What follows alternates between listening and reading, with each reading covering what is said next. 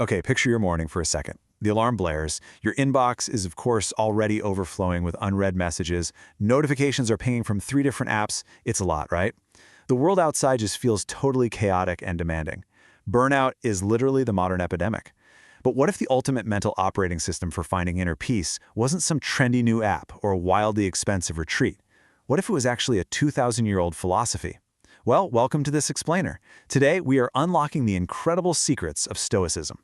So if you feel like you're drowning in stress right now, I want to say right up front, you are completely validated in feeling that way. The modern world is incredibly overwhelming, but it is absolutely fascinating to realize that the ultimate survival guide for handling this exact feeling of anxiety and chaos, it was created millennia ago. And by the most unlikely pair imaginable, a Roman emperor named Marcus Aurelius and a former slave named Epictetus. I mean, they lived vastly different lives, yet they built the exact same blueprint for unshakable tranquility. All right, so we are going to fix this stress problem together. Here is our agenda for this explainer. First, resilience and radical control. Second, mastering the present moment. Third, the power of gratitude. And finally, 3 Stoic morning habits. Okay, let's dive right into part 1, resilience and radical control.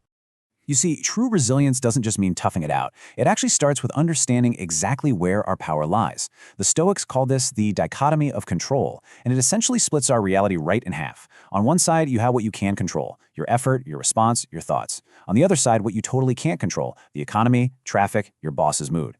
Think about it with an everyday analogy. You would never stand outside and just yell at a rainstorm, right? That's ridiculous. You wouldn't scream at a traffic jam expecting the cars to magically part. So why on earth do we waste so much precious emotional energy raging against all these other external forces in our lives? So how does this actually build practical armor for your everyday life? Well, when you focus only on what you can control, it's a game changer at work. You can reframe a rejected pitch not as a massive failure, but as direct feedback to improve. You can completely depersonalize a coworker's harsh comments, realizing, hey, that reflects their bad day, not your worth.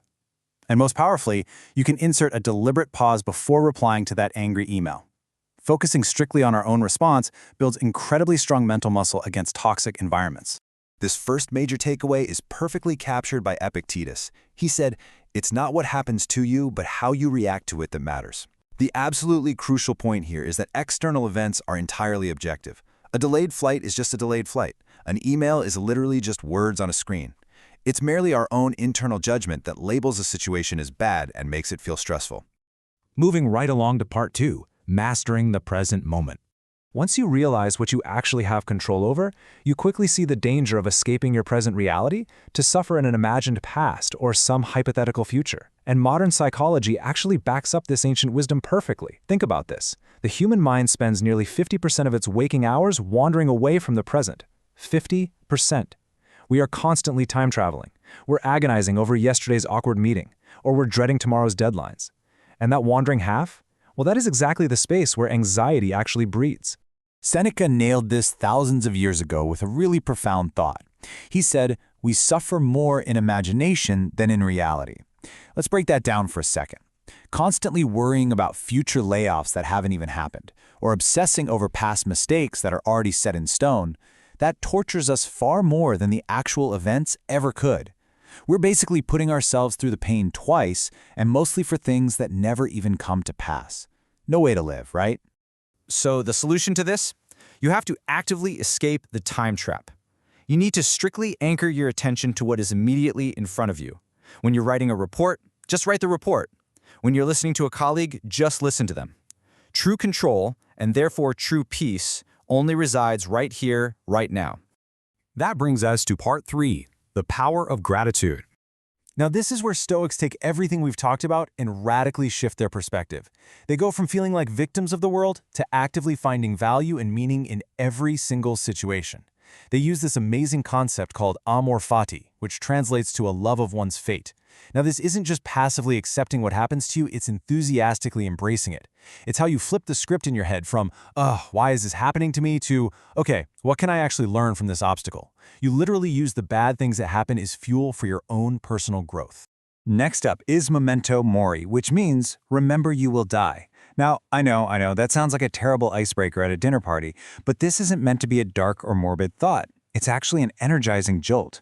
When you remember your time on Earth is limited, you immediately stop wasting energy on trivial workplace arguments or stressing out over rush hour traffic. It forces a much deeper, profound appreciation for the exact moment you are in right now. To actively combine these ideas when you feel totally overwhelmed, try Marcus Aurelius's view from above technique. It's brilliant. Just imagine zooming out.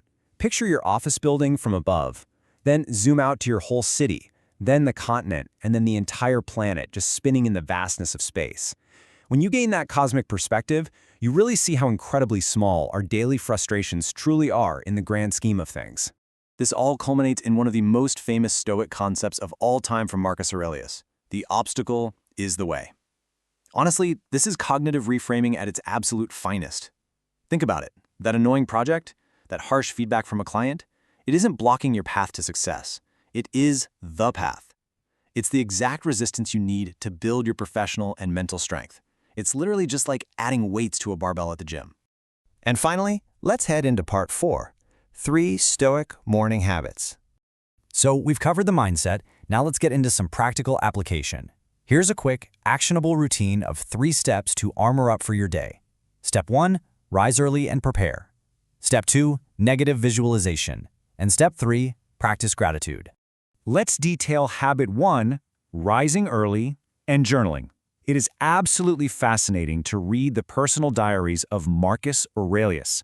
I mean, he was the most powerful man in the world, literally having to command himself to get out from under his warm blankets.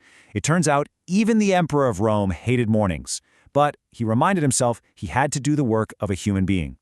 By rising early and using the quiet morning to prepare your mind and journal your intentions, you are taking control of the day before the world takes control of you.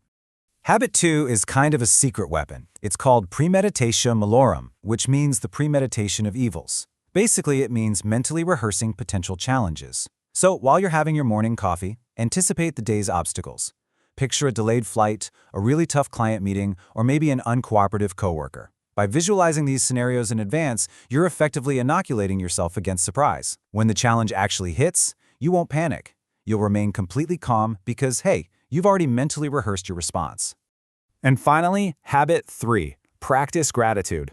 Before you even think about checking your phone or looking at the morning news, take just one moment to recognize the sheer privilege of simply being alive, to breathe, to think, to love.